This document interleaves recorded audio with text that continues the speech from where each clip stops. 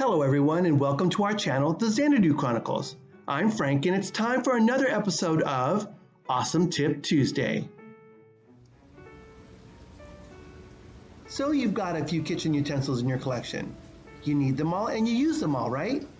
But how the heck do you contain them all without taking out a second mortgage for all the specialized organizing options out there? Well, do what I did and create your own with various size containers you can find at your friendly neighborhood dollar store.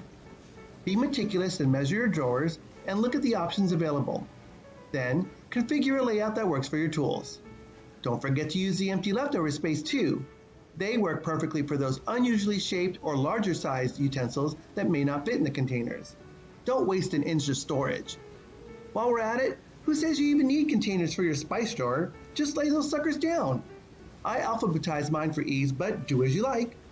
You'd be surprised how many you can fit into a standard drawer. When all is said and done, there will be a place for everything and everything in its place.